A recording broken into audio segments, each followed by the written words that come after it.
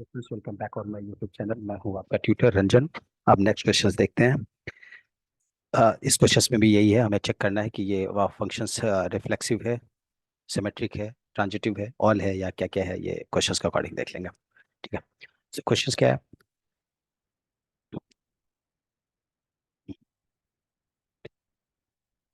Okay.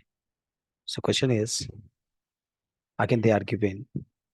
इसमें क्या दे रखा है? रिलेशंस दे रखा है और एक सेट बनाना है। एक सेट दे रखा है। क्या सेट दे रखा है? Relation R is the set N of natural number defined. तो हमने कोई भी ए सेट नेचुरल नंबर का डिफाइन कर लेते हैं। कितना होगा? 1 2 3 इनफाइनाइट तक ये नेचुरल नंबर होते हैं। रिलेशंस क्या दे रखा है?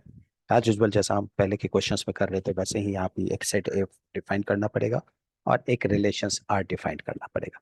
रिलेशंस में कंडीशंस दे रखा है। ये ऑर्डर पेयर मुझे बनाना है। अगेन एक्स वाई के टर्म में ये ऑर्डर पेयर बनाना है।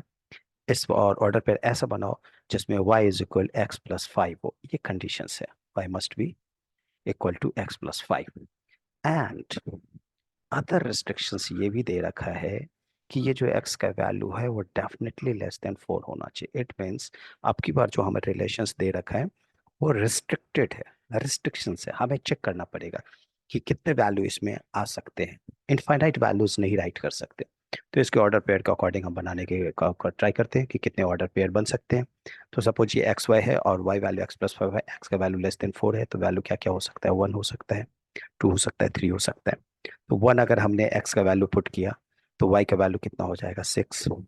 ऐसे ही एक्स का वैल्यू हमने 2 पुट किया तो वाई का वैल्यू कितना हो जाएगा? 7।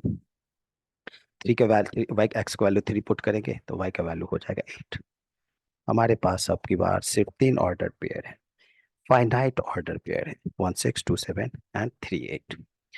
चेक करते हैं एक एक करके। जैसे पहले करते थे वैसे ही यहाँ चेक करेंगे। फर्स्ट क्या चेक करेंगे? रिफ्लेक्सिव। ठीक है। रिफ्लेक्सिव क्या कंडीशन होता था? ये ऑर्डर पेयर एक्स एक्स, ये एक्स और एक्स ऑर्डर पेयर होना चाहिए जो बिलोंग करना चाहिए किससे? इस रिलेशन आर से। एक्स कोई भी वैल्यू रख लेते हैं, जैसे 1 1 रख लेते हैं। तो ये वैल्यू हमने रखा 1, एक्स का वैल्यू अगेन 1 आएगा। फिर चेक करेंगे क्या ये 1 1 ये ऑर्डर पेयर क्या इस रिलेशंस आर में कहीं भी है? देखा नहीं है। It means this is not belongs to R. It means क्या कंक्लूजन आया?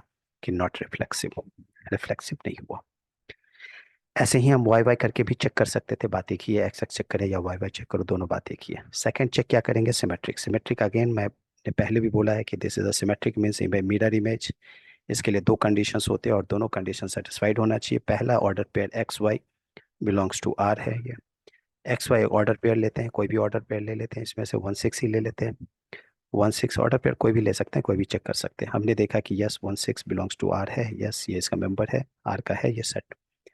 बोला ठीक है। इसका सेकंड कंडीशंस देख लेते हैं। सेकंड कंडीशंस क्या होता है? वाई एक्स मिरर इमेज होता है उल्टा। ये भी होना चाहिए किसका? आर के बीच, आर का मेंबर होना चाहिए। I mean this order pair must be in this relations R में होना चाहिए। अब ये चेक कर लेते हैं वाई एक्स क्या लिखें, यहाँ कोऑर्डिनेट क्या लिखेंगे? 1 6 है तो ये ऑर्डर पेयर क्या हो जाएगा? 6 1। ये भी होना चाहिए आर का मेंबर। अगर सिमेट्रिक होगा तो हम चेक करेंगे क्या 6 1 यहाँ कहीं है इस सेट में आर में? नहीं, कहीं नहीं दिख रहा है। इसका मतलब है कि ये R, 6 1 is not a member of R. It means ये दोनों कंडीशन सेटिस्फाइड नहीं हुआ। इसका ये मतलब हुआ कि ये सिमेट्रिक भी नहीं है। फिर थर्ड चेक करते हैं। ट्रांजिटिव के लिए सिमेट्रिक हो गया, रिफ्लेक्सिव हो गया। ट्रांजिटिव के लिए चेक करते हैं। ट्रांजिटिव के लिए यहाँ बड़ी बवाल है। एनसीईआरटी कुछ और आंसर दे रहा है, कई जगह कुछ और आंसर दे रखा है। कई लोग आंसर कुछ और बताते हैं, रिवर्ट बताते हैं। यहाँ पे just I will try to the finish this things. हम करने की कोशिश करेंगे कि एग्जैक्टली क्या आंसर होना चाहिए। अब मैंने एनसीईआरटी को ही फॉलो किया है कि एनसीईआरटी जो आंसर बोल रहा है वो करेक्ट है और उसके अकॉर्डिंग मैं समझाने की कोशिश कर रहा हूँ।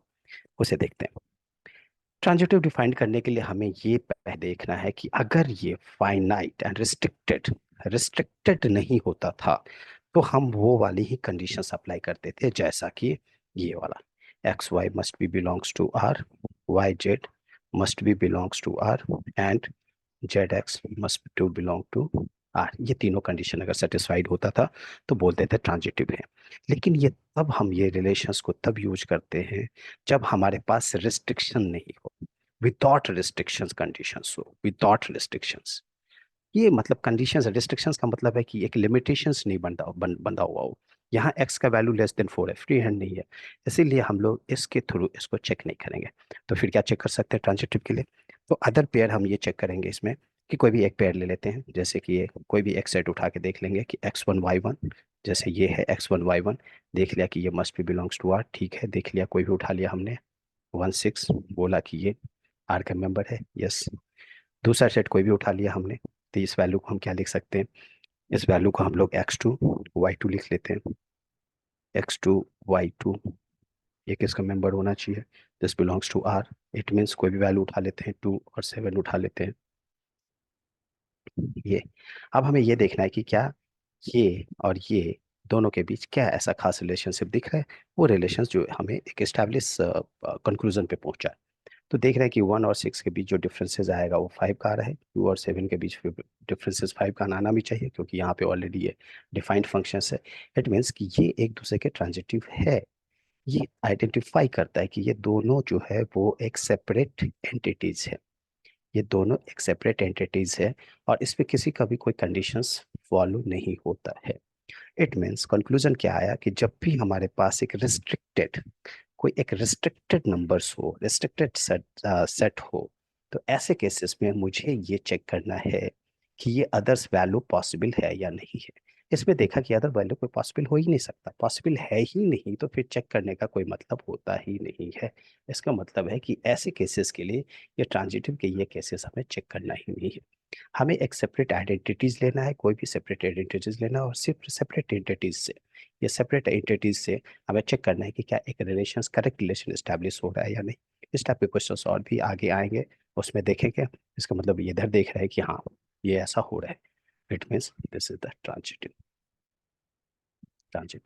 So conclusion of this question is what, कि ये हमारा रिफ्लेक्सिव है, नो, सिमेट्रिक है, नो, ट्रांजिटिव है, yes. So this is the answer.